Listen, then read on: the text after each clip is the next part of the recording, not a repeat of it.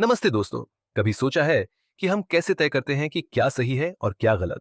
क्या हम सिर्फ सजा से डरकर अच्छे बनते हैं या हमारे अंदर का विवेक हमें गाइड करता है? आज हम बात करेंगे लॉरेंस कोहलबर्ग के नैतिक विकास के सिद्धांत के बारे में।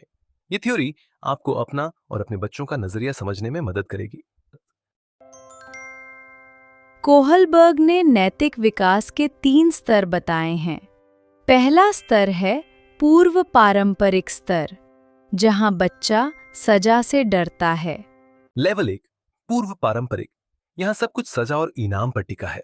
बच्चा मानता है, अगर मैं ये काम करूंगा तो मुझे चॉकलेट मिलेगी, अगर नहीं करूंगा तो डांट पड़ेगी। यहाँ नैतिकता का आधार डर या फायदा है। कोहलबर्ग ने दूसरा स्तर पारंपरिक स्तर है। यहाँ बच्चा समाज के नियमों और दूसरों की अपेक्षाओं के अनुसार चलता है। लेवल 2, पारंपरिक। यहाँ हम समाज के नियमों को मानते हैं। हम चाहते हैं कि लोग हमें अच्छा कहें।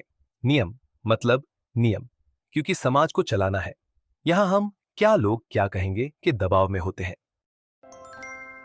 कोहलतर पारंपरिक स्तर है।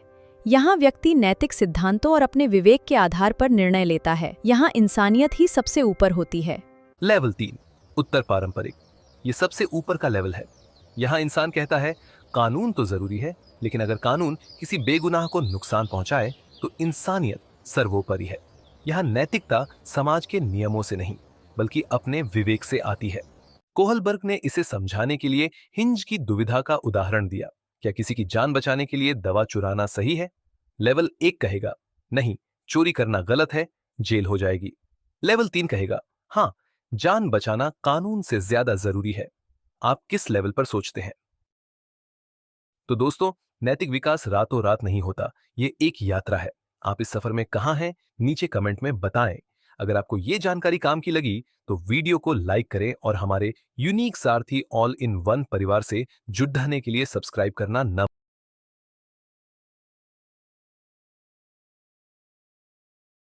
कोहलबर्ग का सिद्धांत बाल विकास और शिक्षा शास्त्र सीडीपी का एक मुख्य स्तंभ है। इन प्रश्नों के अभ्यास से आप न केवल परीक्षा के पैटर्न को समझ पाएंगे, बल्कि विभिन्न नैतिक अवस्थाओं के बीच के बारीक अंतर को भी स्पष्ट कर सकेंगे। अपनी तैयारी जारी रखें, आप निश्चित रूप से सफल होंगे। प्रश्न 1, कोहलबर्ग के अनुसार एक बालक का यह तर्क कि हमें बड़ों की बात माननी चाहिए क्योंकि ऐसा करने से हमें शाबाशी मिलती है, किस स्तर को दर्शाता है?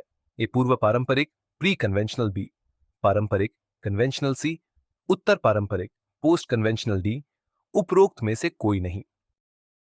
प्रश्न 1 का उत्तर ए, पूर्व पारंपरिक स्तर। यहां बालक सिर्फ इनाम स्लैश शाबाशी के लिए काम कर रहा है, जो कि दंड और पुरस्कार के चरण से जुड़ा है। प्रश्न 2, हिंज की दुविधा हाइंस डिलेमा का उपयोग कोहलबर्ग ने किस लिए किया था? ए, बच्चों में नैतिकता की कमी को दर्शाने के लिए। बी, नैतिकता के विकास के विभिन्न चरणों को समझने के लिए। सी, समाज के नियमों को कठोर बनाने के लिए। डी, ये बताने के लिए कि चोरी करना हमेशा गलत है। प्रश्न 2 का उत्तर बी, नैतिकता के विकास के विभिन्न चरणों को समझने के लिए। हिंज की दुविधा का सही या गलत उत्तर महत्वपूर्ण नहीं था, बल्कि यह महत्वपूर्ण था कि व्यक्ति ने वह निर्णय क्यों लिया। प्रश्न 3, कोहलबर्ग के सिद्धांत की मुख्य आलोचना कैरोल गिलिगन ने किस आधार पर की थी?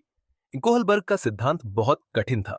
बी, कोहलबर्ग ने केवल पुरुषों के नैतिक विकास का अध्ययन किया और देखभाल स्लैश सहानुभूति केयर एंड एम्पथी को नजरअंदाज किया। सी, कोहलबर्ग ने उम्र के सही पड़ाव नहीं बताए। डी, ये सिद्धांत केवल छोटे बच्चों पर लागू होता है। प्रश्न 3 का उत्तर बी, ये बहुत प्रसिद्ध आलोचना है। गिलिगन का तर्क था कि पुरुषों की नैतिकता जहां न्याय जस्टिस पर आधारित होती है, वहीं महिलाओं की नैतिकता देखभाल केयर पर अधिक आधारित होती है।